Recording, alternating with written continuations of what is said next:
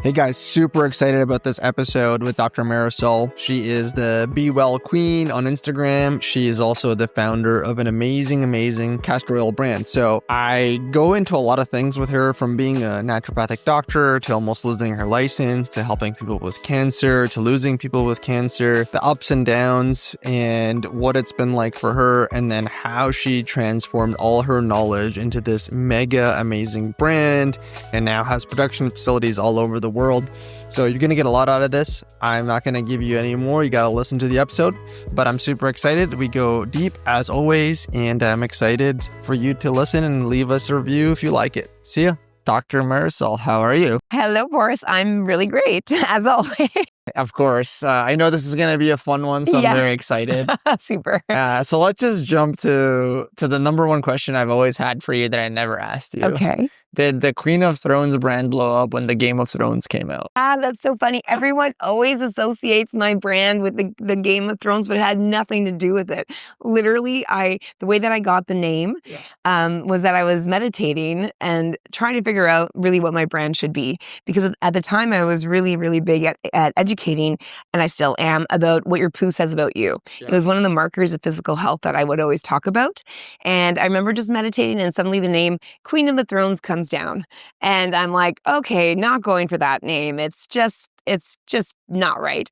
And I never wanted to be associated with, the toilet that closely. Yeah. But then I went into clinical practice that day, and the way that my clinic was established, I had a multifunctional cleanse center where we did IV therapy, colon hydrotherapy, hyperbaric oxygen chamber, dark field microscopy, very much set up like a old German style functional medical practice.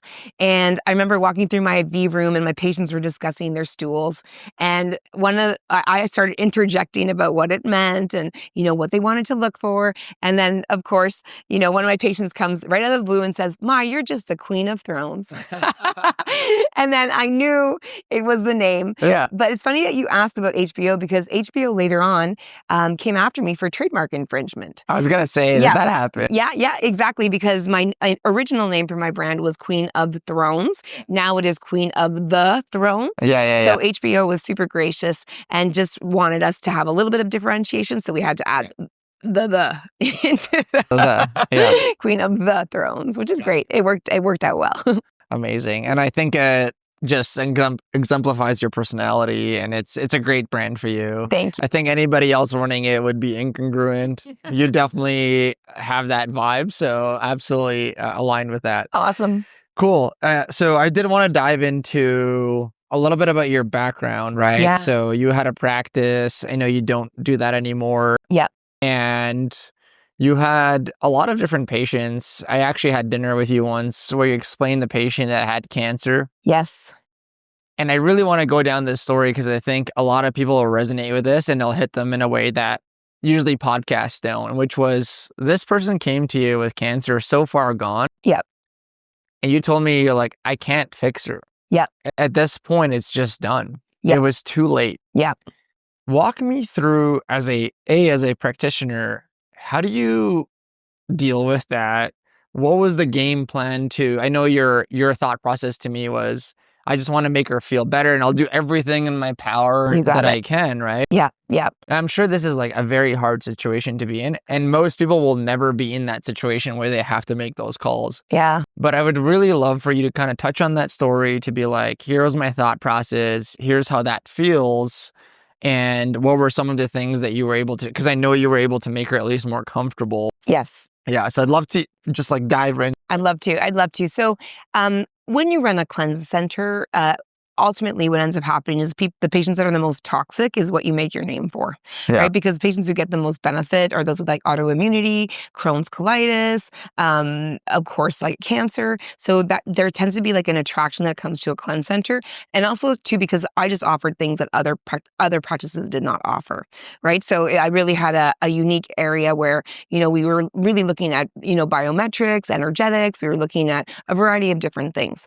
This patient I had met at a party story, and this actually becomes a very personal story, and I'll let you know at the end. So stay tuned all the way to the end because there's a real clincher to the story, which makes it, very personal. All my patients to me were a personal mission. It was very important in my clinical practice to help them and help them feel better. That was always my ultimate goal.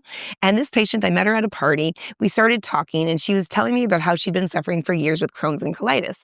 And literally, I was like, wow, that's awesome. Come on and see me. I was able to really get major change in a Crohn's or colitis patient within a month's time.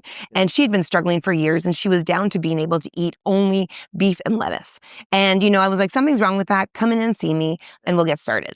At the time, I had a 3-month wait list. This is how divine intervention comes to play. She calls up that next week, someone canceled. She walks in the next day, right? I talk with her. My back in those days, it was early on in my practice, and I would do an initial intake, and then a month later, I'd have them come in for a full physical exam.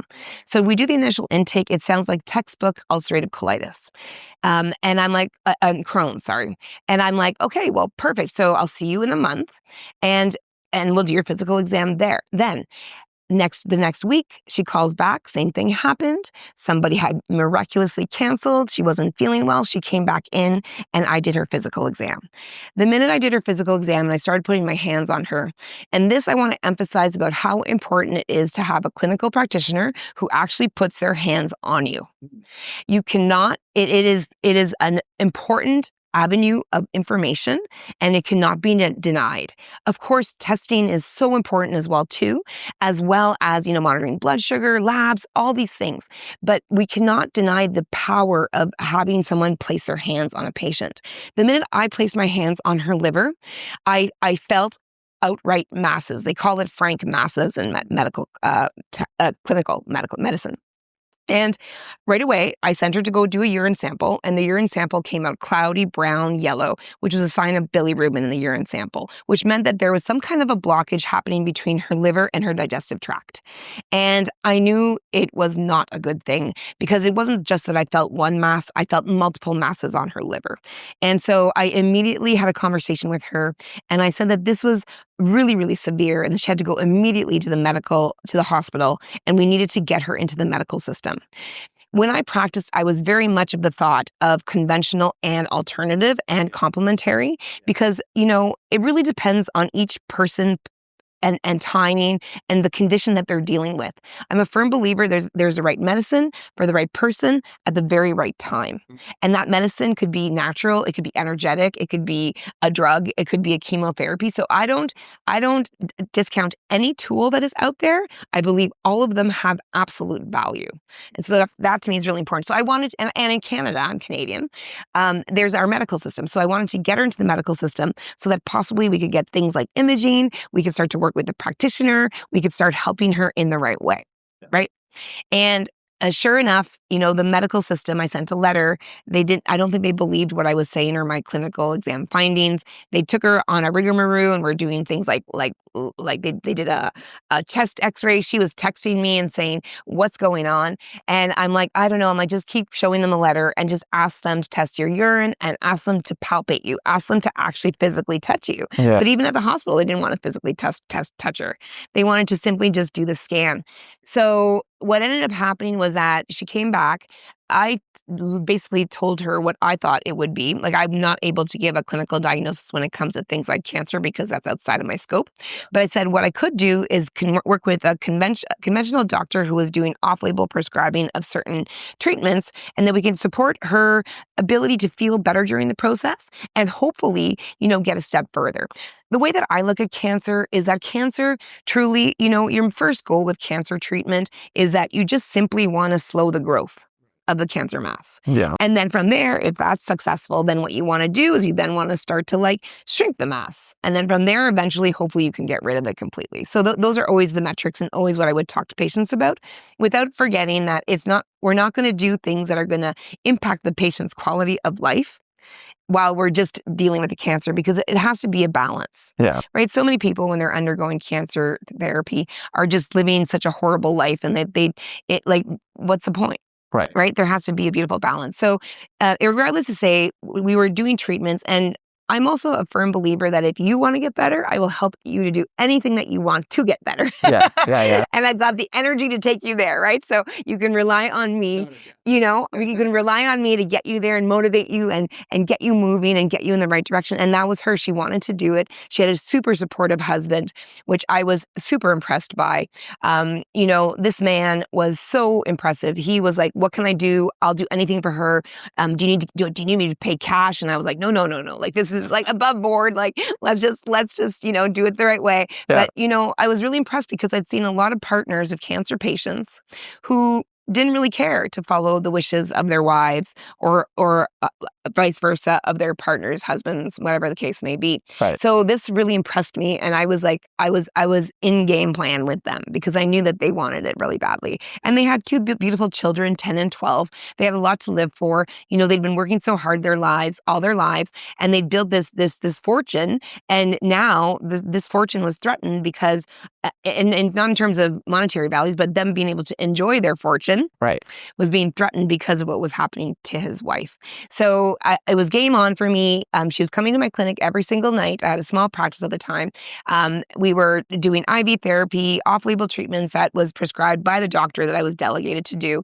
And it was working good. Actually, many of her physiological metrics were improving. Cancer markers were getting better. It was pretty awesome.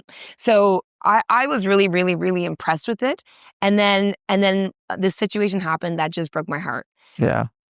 We were told by the oncologists in the medical system for her to go for a gadolinium scan. Yeah. And immediately, my gut wrenched because I knew gadolinium is a contrast ingredient, but it's also a heavy metal.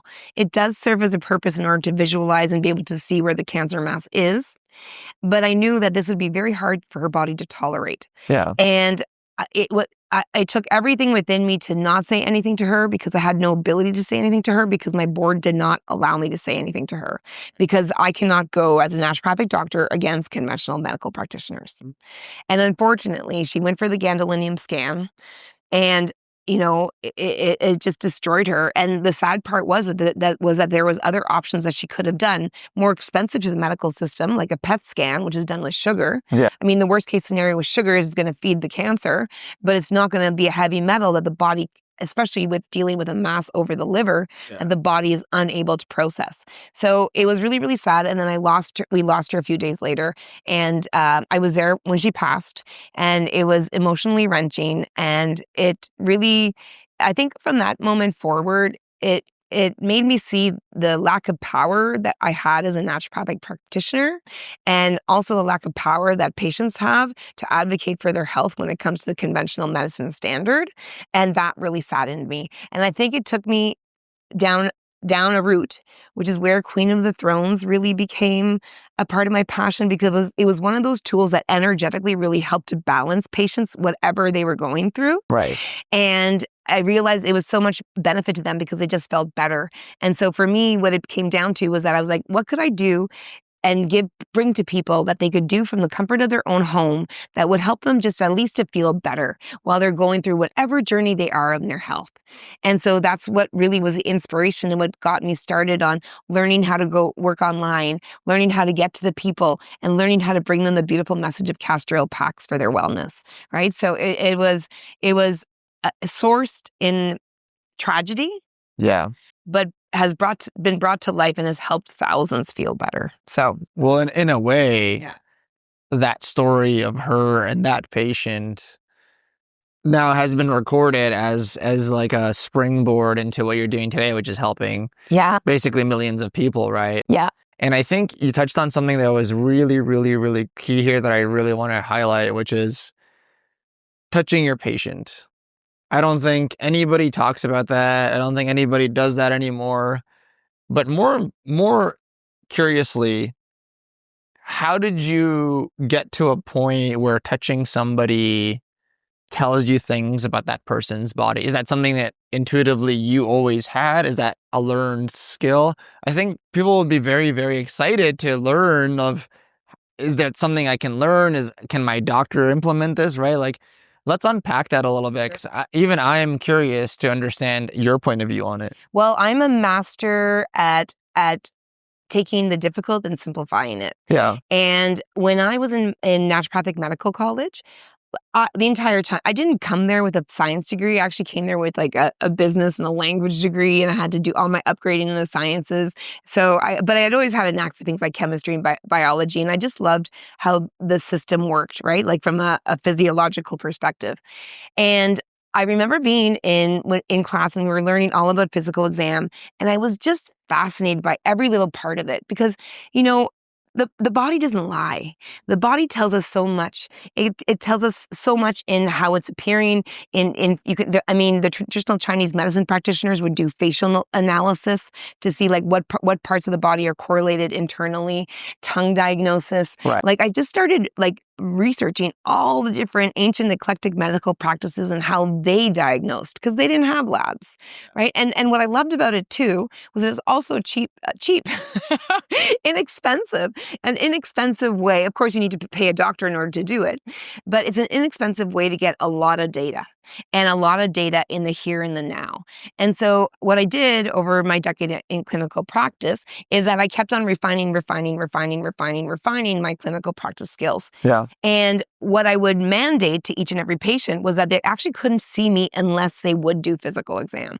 And some people just didn't want that. And I was shocked because in this day and age where doctors don't place their hands on you, like it really, I think, is a sacrilege to the medical profession and a lost art.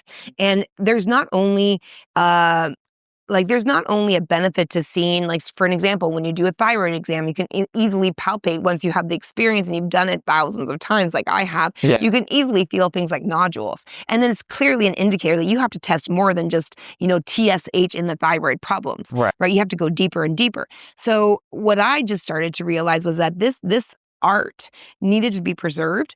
And it was an art that also gave empowerment to the patients because the patients could also themselves feel and monitor their thyroid and look at it and see what it was saying to them. Like, are they doing better? They could understand the signs from their skin. For an example, keratosis pilaris, which is like small bumps on the upper part of the arm. This is a sign of like vitamin A deficiency or gluten sensitivity. So guess what my next steps would have been as a clinical practitioner? I would be testing for gluten sensitivity, right? Yeah. Like, so it just is such a lost art. And I have always been one who I've gone against the grain. Yeah. And I was mistreated in the medical care system when I was a child. I was diagnosed with asthma without even so much as having a stethoscope put on my lungs. And in fact, I did not have asthma. I had anxiety. And I was pumped full of drugs, prednisone, all these unnecessary drugs that really impacted me as a child. I had a big moon face as a little 8-year-old. I was overweight because of all the drugs that I was on, and I didn't need them. I needed like stress counseling. I needed to know how to deal with my anxiety.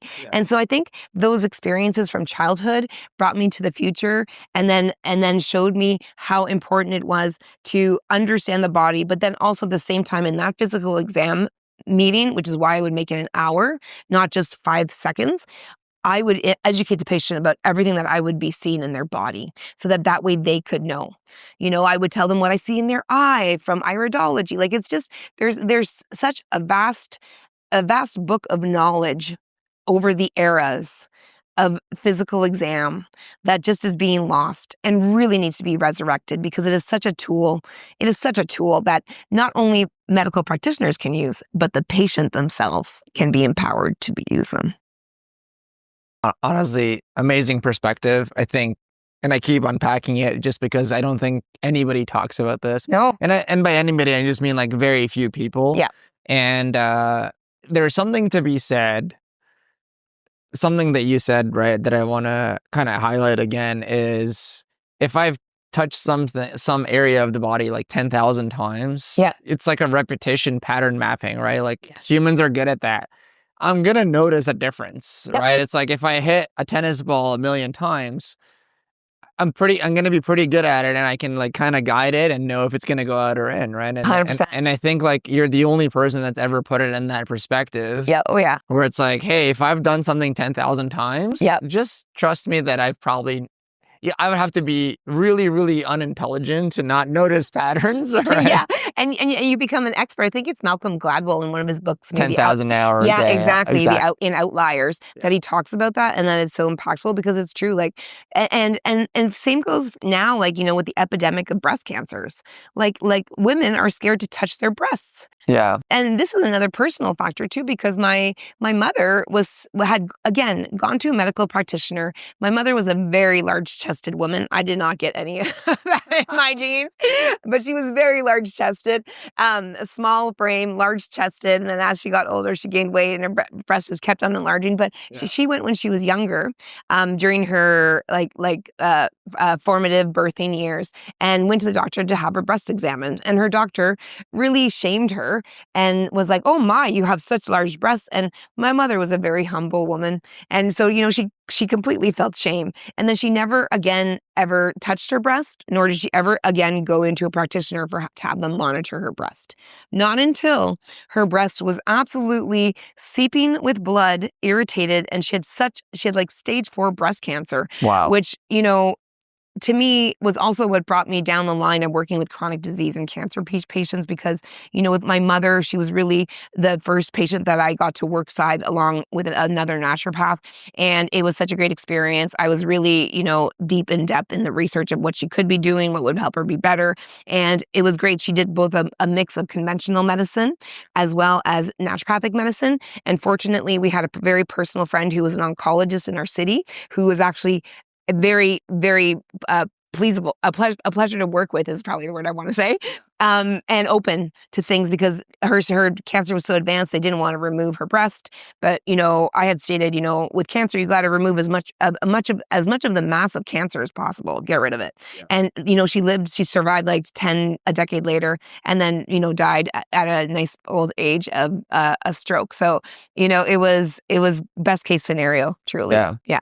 Which is amazing, right? Like, anytime that happens, stage 4, people kind of write it off, and then they almost don't even try. And it's like 10 years is 10 years. Like, that's a long time to get. We've got to be examining our bodies. Yeah. We've got to not be afraid to touch ourselves. Literally, like, I touch myself.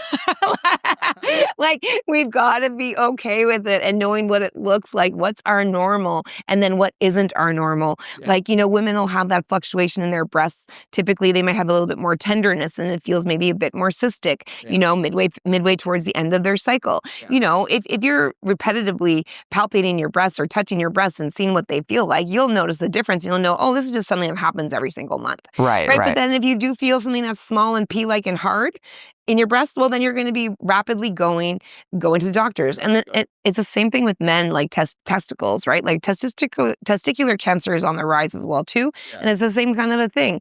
Touch your balls, boys. Ladies, touch your breasts. Boys, touch your balls. I think short form, we're just going to take that clip and run it everywhere. And there's going to be a polarity in people who agree or disagree. But honestly, I think great points, right? It's because your message is not, hey, trust your practitioner, the practitioner should be touching you, but it's like, get in tune with what you're doing. Don't be afraid of that. Mm-hmm. Ironically enough, everything you're talking about has some personal tie to me. I was diagnosed with severe Crohn's. I don't think you know that about me. I did not know that about you, Boris. Wow.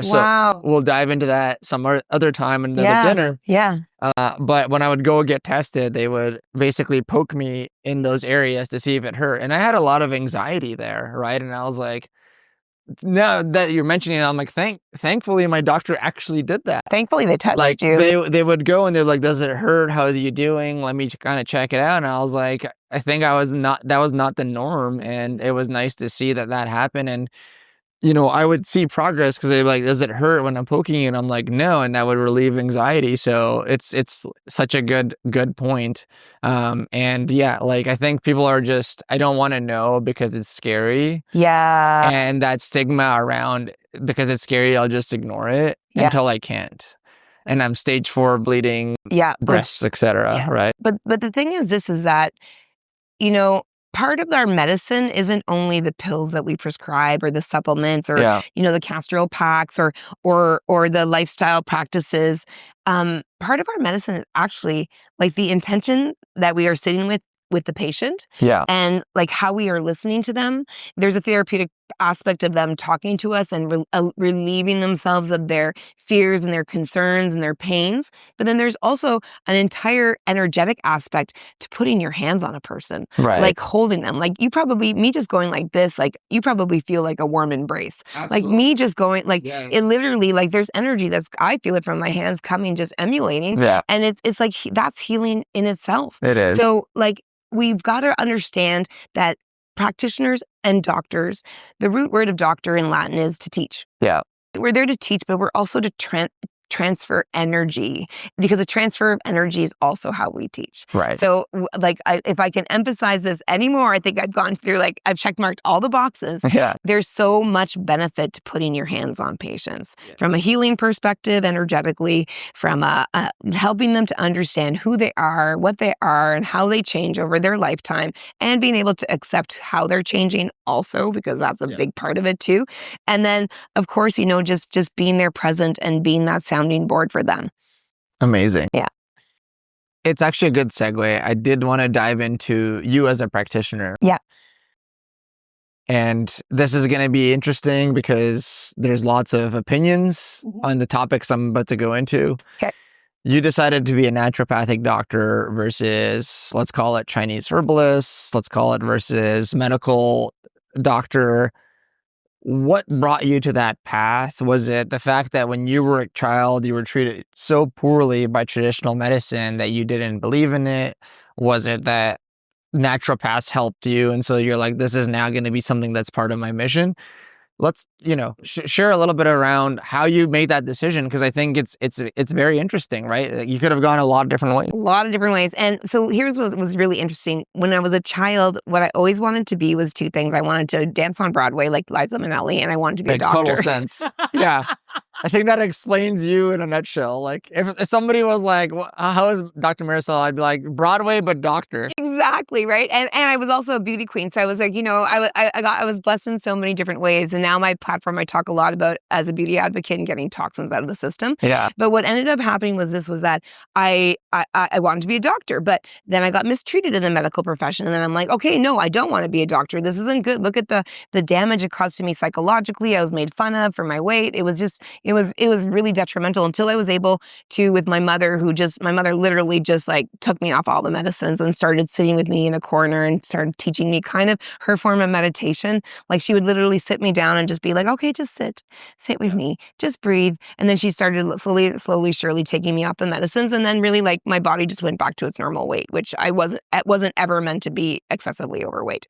And then from there, I was blessed in my journey that I got a degree in languages and in business. And I always wanted to work for an international company. And I ended up finding and stumbling upon an international pharmaceutical homeopathic company, which got me into the natural health industry. Amazing. And my clients were chiropractors, naturopathic doctors, conventional doctors, nurse practitioners, like the whole smorgasbord. So I actually got to work really closely with all of them.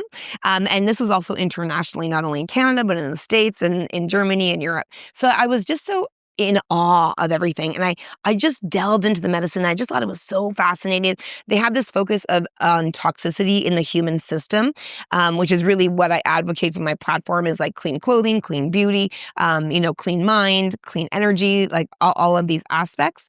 And I just got so involved in it. I learned everything so well. I ended up becoming like one of their head trainers, and I would train, some of the best cancer practitioners in all of North America, holistic and conventional, on how to use these naturopathic treatments. And so one day when my client says to me, it's such a shame, you're just the rep. You need to go become the doctor. And then I'm like, okay. Yeah, that's all I needed, confirmation. And then it was a decision, like, what do I want to be? And I really, really, really loved the chiropractic profession, because in Canada, the chiropractic profession was also considered a proper doctor, where they were under the doctor board, where naturopathic doctors weren't. But the only thing with the chiropractic practice was that the scope was too narrow for me.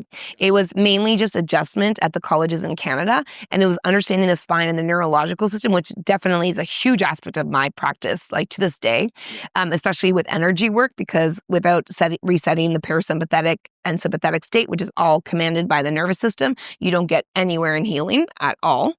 But then when I looked at naturopathic medicine at the time, because it was only self-regulated as a college, the scope of practice was like enormous. You could really delve into anything that caught your fancy. And I'm a Gemini, so I like to like this and that and astrology and this and Ayurvedic medicine and traditional Chinese medicine. And so I just loved the fact that I could learn a lot of everything, and then I could really choose my way. So we were trained in traditional Chinese medicine, Ayurvedic medicine. While I was in school, I learned on my own.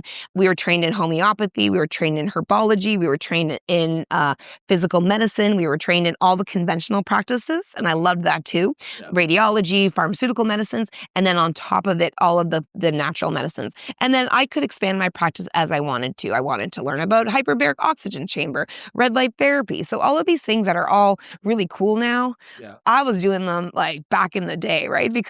And fasting, like the first things that I was doing with my patients was fasting. I loved that. And mainly because my very first patient, when I walked into my residency of naturopathic medicine, it's so interesting. She said to me, she goes, she was this woman who walked in my office. She looked like she was 45 years old, a stunning African-American Black woman, her skin so dark and deep and rich. And it was just oozing goodness. Yeah. And she comes in and I looked at her file and she's like 65. And I'm like, oh my God. I'm like, you look like in your 40s. And I go, what are your secrets? And she says to me, she goes, two things: castor oil everywhere, all the time. Never forget about your castor oil. And she goes, everything that you need to know is within the Bible. And the Bible is actually one of the greatest sources of therapeutics that you can find, because it's all about energy, like give and ye shall receive.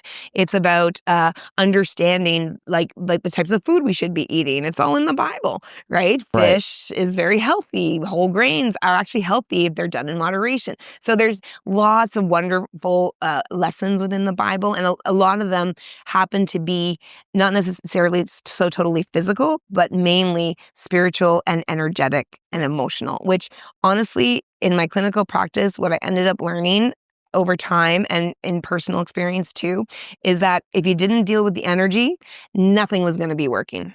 The supplements wouldn't work. You know, in my 4th year of naturopathic college, I got super, super sick because of all the stress. Yeah. And the key factor of disease is stress, right? Stress causes inflammation. Stress causes us to age faster, look older, you know, all the things that we don't want. It's all based on stress. And you can imagine in naturopathic college, when you're learning that volume of material, it's about 80 hours a week that you're devoting, and then you got to study. Yeah. You know, because every day you have an exam. So it was too much for my already stressed out body. And I remember like crashing completely, chronic fatigue, Epstein-Barr. I had mold sensitivity, IBS, like you name it, thyroid, everything under the sun. I couldn't even get out of bed. I was just bedridden. And the sad thing was I was worried because I was like, oh my gosh, I'm doing everything naturopathically. I'm doing supplements. I'm doing good food. I'm doing exercise. I'm seeing all the practitioners. I'm doing colon hydrotherapy. I'm getting IVs done. I'm spending hundreds of thousands of dollars. And I'm worse than I've ever been. And it was then that I remembered being told about in my journeys as a rep for that natural company about castor oil packs. And it was then that I'm like, the only thing I'm not doing is castor oil pack. And then I sewed one up. I put it on my body. And the minute I put it on my body, the biblical verse came to mind, and the sky opened up and the angels began to sing. And I felt connected to the divine. And I realized it was that energetic connection that I was missing. I was completely missing it. I was all in my physical body and trying to fix myself physically. And the castor oil pack, literally just energetically connected me, didn't do anything physical. Yeah. It literally just put me in contact with the divine. And with the energy that I was lacking, because I was trying to do it all like brute force, which is how we live our lives in this conventional world. Yeah. And from that moment on, like that's what it just changed my life completely. And then I never stopped doing them. And so that was back when I was 32, back in 2010. 2009, and I haven't stopped doing them. I've done them almost every night since, if you can imagine. And it has been such an energetic, like it's one of the reasons why I have such great energy. Yeah. You know, it is the reason why I can be on the road for 3 to 4 weeks at a time. And, this is the end of my third week trip, and I'm still at the same energy level that I was and I'm literally every day at conferences, shows, talking to people, like my life. So I really, really realized that. And I've just realized, and I was so thankful to become a part of the naturopathic profession, because I was then able to do all of those aspects. Now the profession has changed a lot, and really a lot. I was having a conversation with somebody yesterday, another naturopath who graduated the same year as me. And she was saying, like, many of our naturopaths now don't understand the energetics of medicine. They don't understand, like water therapy. They don't understand like the power of a warm bath. They don't understand the power of like, socks or hot and cold showers. Like, they just don't understand it, because what they're being trained now to become is literally, like, they call them green allopathic doctors. So green conventional doctors, where you have a cough, you get this herb.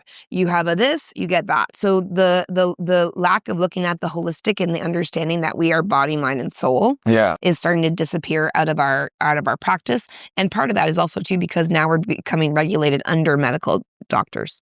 Gotcha. So it's becoming if then statements. Exactly. Algorithms. Versus let's take a second. Yeah. Understand and then formulate a plan. Yeah. Like the average time with patients of naturopaths is decreasing more and more and more. It's now like down to 15, 20 minutes, where in my time, I would do that first 1 hour minimum at least. It usually run late. I was consistently late because I wanted to really know my patient. And it would go all the way like up to an hour and a half sometimes. And then physical exam would be an hour and a half, right? That's a lot of time. How often do people get to have that much FaceTime with their doctor? Totally. No, absolutely. Couple of things there that you mentioned that I thought were key here to our conversation. Castor oil. Mentioned it. I love it. Probably 100 times. Yes. What is it? Why is it so powerful? Yeah. And what made you, when you used it, feel so energetically aligned? I love it. So it goes back to actually when I first met castor oil. I was walking through a health food store, going to visit one of my clients, and suddenly at the bottom of a store shelf, I saw this halo kind of popped out at me. I've always been a little bit on the woo-woo side, or at least I didn't know I was woo-woo. I've actually thought it was very scientific. Yeah. But then when I finally owned that part of me, then I realized. But I saw this halo. I took a double take. I looked down. I kneeled down, and then I grabbed this bottle. This was back in like the early 2000s, and castor oil wasn't as famous and popular as it is now. Yeah. And so I picked it up. It was all dusty, and I'm like, this brown dark glass bottle, and it said castor oil. I confused it immediately with like, oh, that must be cod liver oil that you drink for vitamin A and vitamin D, right? Because that's really common knowledge back then. Right. And now. But then I'm like, no, it says castor oil. What is this? I don't understand. Maybe it's engine fluid. Like there's a castor oil, right? Yeah, totally. I never thought about it that way, but so it's a good connect. Yeah. So then I went to the lady at the desk, and I went to go talk to her, and I asked her, I go, what is this? Can you tell me about it? And then she started like rhyming off like the benefits of it, right? Beauty benefits, and then started saying this thing about this castor oil pack. But when she talked about the castor oil pack, I was like, she's like, you put castor oil on this cotton cloth and you put it on your liver, and then you just relax. And I'm like, okay, and it just felt woo-woo, right? That castor oil pack thing, the beauty stuff, I could definitely like, okay, that's cool. Like it'll help with like luscious hair and lashes and bolder like it's brows. an oil. It makes sense, right? It's highly nourishing, deeply penetrating, and those are many of the benefits. Highly nourishing, deeply penetrating. It also happens to be the master carrier oil. One of the reasons it always has to be in glass, never sitting in plastic, which is really the qualities of like Queen of the Thrones. Like I'm a real stickler for quality, and we third-party test, and we check mark all the boxes for good quality castor oil. But it just that made sense. And when I started playing around with it, it was such a different, unique oil. Like it's a vegetable oil, but it's unlike any other oil. It's thick, good quality castor oil, like Queen of the Thrones, like slides on smooth. It's a lot better of an oil. And I just started realizing the benefits, like whether it was in youth when they're dealing with things like scarring on the face from acne. Castor oil can help improve the appearance of scars. Castor oil in women as we're aging, it hydrates their skin because their skin starts to become, very depleted. Things are sagging and sinking. So I really started engaging with it from a cosmetic perspective. Yeah. And then I left that castor oil pack thing because I was like, that's really woo-woo. And then eventually until I got really sick, and I'm like, okay, it's the one thing I'm not doing. Maybe I'm desperate. I will do anything. Yeah. And it's just sad to me that people often find castor oil at end stages, or when they've tried everything else. So a last resort, when really to me, I think castor oil really is a great substitute. You can wash your face with castor oil in a simple way. You take a steamed cloth, you wet your face, you put castor oil on your face, and then you take another steamed cloth and wipe it off, and it leaves your skin feeling like baby's bottom soft. It's really nice. You could put it around your eyes, improve the appearance of, or help reduce the appearance of fine lines and wrinkles, dark circles under your eyes, as well as, the sagging that we have as we age. And then again, put it around your eyebrows and eyelashes, and wear an eye mask to sleep, which is my nightly practice with castor oil. Of course, you want an organic cotton mask, nothing that's plastic, because you don't want to. Again, remember, castor oil is a master carrier oil. You can mix it into recipes for your face, for all kinds of things. For lips, you can use peppermint for your lips as improving the appearance of plumper lips, right? So there's so many cool ways. You can use cinnamon as well too if you don't like peppermint. So there's just a smorgasbord of ways that you can use it all over your body. You can take as a great body exfoliant, do it wet, dry brushing. So what you do before you dry brush, you actually apply castor oil to your physical body, and then you dry brush, and then you jump into the shower, and it's such a beautiful wake up in the morning practice. So it's just one of those tools that I'm in love with completely, and I just want to stand on top of the tallest mountain and share with everyone to go and take those toxic beauty and self-care products that they're using and get rid of them. Get rid of them and substitute where they can with castor oil and other clean cosmetics, because we're really doing ourselves a disservice in terms of hormone dysregulation and, potentials for cancer, because there's chemicals. I was just doing videos with my social media team, and we went to a big store, and we were in the cosmetic section, and I was looking at the ingredients of eyeshadows, and I knew they were bad, but I didn't realize how bad. They contain aluminum. Aluminum has been pretty much taken off the store shelves when it comes to antiperspirants. But yet, we know that aluminum causes brain problems, but yet we're putting it next to our eyes, which is neurological tissue that goes directly up into the brain. Yeah. What are we doing? Yeah. What are we doing? And even our advocacy groups, Environmental Working Group and Campaign for Safe Cosmetics, I love them, bless their soul for the work that they do, but they're going based on, what the FDA or the government approves as healthy. Right. But the government isn't doing testing more than 6 months long. The longest studies are 6 months long, even if that. Most are less, they're a month for toxicity. And imagine, these products are being marketed to young women at a very early age, and they start using them 11, 9, 10, what's the average age a woman starts using makeup and those products? 8, 9 these days? Yeah, pretty much. And they start using that over their entire lifetime daily.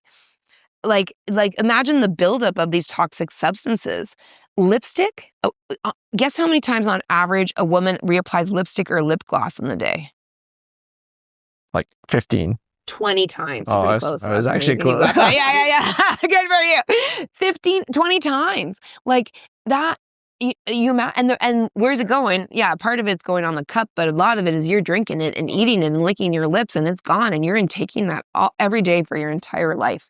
Yeah. And now, this is just such a can of worms that I can unpack, because it's even too now they're marketing to younger and younger women, and it's there's a whole thing called the Sephora effect, where young women are rushing to Sephora to buy products, and again, castor oil, you could do a hair wrap for your hair, brows, lashes, and don't even get me started on fake eyelashes and nails now, and Botox and fillers. Now, I do want to prephrase that with, I'm cool with you do you. If someone needs those things and wants those things and it's important to them and it makes them feel better, yeah, well, then that's my measure of wellness, is you feel better. So I am okay with what people choose to do for themselves. Yeah. But I'm not okay with people not knowing about it and not being educated about it and not having that personal choice to be able to choose what they would love. Very well said. Yeah. One last thing on castor oil. You said it's a vegetable oil. Yeah. I have some insight here, so I'm kind of teeing this up. But what type of vegetable? And I heard that you recently have your own farm or working on it. Yeah. So maybe touch upon like how is it where is it from? How is it sourced? Yes. And where what you're personally doing in that field. Yes. So my goal and idea is really like, to me, castor oil is the queen of all oils. I feel, olive oil is the king. You can drink it. It helps your heart. It's got so many wonderful things for blood sugar regulation. It's just such a beautiful oil, olive oil. But when it comes to cosmetic and beauty, really the queen of all oils is castor oil, right? And so for me, my goal is to really provide the absolute highest, best quality castor oil available on the market, to the point where, I'll buy like random castor oils on the market, some really well-known brands, and I'll test them. And I see the quality of them, and like they're either oxidized or they're not good quality. They're cheap. Some aren't even castor oil. Yeah. And you also have to look and see, like, if a company is okay bottling castor oil in plastic, but yet they also bottle it in glass, like you're not thinking about their supply chain. Like, they may actually be carrying it over, like, because castor oil is sourced from India, China, Brazil are the main places, right, in the world. So those are long boat rides in very, very high temperature. Yeah. If you're not third-party testing like we are, like when it lands, before we bottle it, like not only just when you get it from your supplier, and if it is possibly going in a plastic vats, like ours transports in steel drums to avoid the plastic. But, if a company's okay in bottling it in plastic and glass, like really, what are their supply chain practices? Right? So just be careful about those things. I want the consumer to be aware of it. So in that mission and in that goal, I'm actually looking right now to be building, to create farms in Colombia. Because if you saw this plant, like whenever you travel to Latin America, and I'm Latin of origin, so I'm Uruguayan and my dad's from Spain. But I love traveling in Mexico, Colombia, Latin America. I've been a little bit all over. And, in Mexico, I see my queen all the time, that queen of castor oils. She's just a beautiful plant. They do call it the palm of Christ oil, which I find is amazing because of its energetic impact in the wellness of the body. And you see that the leaves basically look like a palm of a tree, like the palm of Christ. It's pretty beautiful. And then it has these long stems with like these tubes that are red, typically in most plants. Some are green. And then it has these like little spiky, and that's where the seeds are. That's where the golden magic is, right? And so I plan on creating a farm and then really creating like handcrafted, exclusive castor oil for those people who really want like the cream of the crop in their castor oil, who are using it in that way. And especially I think when that comes to beauty, that would be great. But really, they can start with what we have now for Queen of the Thrones, which is, again, like the highest quality that people will find on the market. And we can see that by our third-party testing and, and why it's like practitioner grade. Mm. One thing that's cool about castor oil that I just want to mention, because it's always is about the difference between golden castor oil and black castor oil. Okay. So golden castor oil is basically like similar to like golden olive oil. Like it's extra virgin, it's fresh pressed. It's not changed in any which way, right? It is basically fresh pressed, and then it's brought to you ideally in glass to your doorstep. When it comes to black castor oil, otherwise known as sometimes being called black Jamaican castor oil or black Haitian castor oil, has actually been burnt, and it creates this natural soot. And the natural soot actually changes the structure of black castor oil. And neither is bad. Both are good. They're just used in different places. Right. So generally, you use castor oil all over the body and in the hair, the golden oil, except for women. Women who have darker than olive skin will use black castor oil in their hair. Mm-hmm. So other than that, if you're doing castor oil packs for everyone is with golden castor oil. But if you're using castor oil for your hair and you have darker than olive skin, then you're looking for black castor oil for your hair and golden for the rest of your body. So that's a common thing that I just wanted to clarify for people, because the biggest question we ever get. That's a great clarification. Okay. The last thing that I want to touch on is, if somebody is looking to get started with castor oil, obviously this is now your mission, right? Yeah. To just kind of wrap all this up. Practitioner helping people understood that this is now something I want to my brand around and make it accessible. Yeah.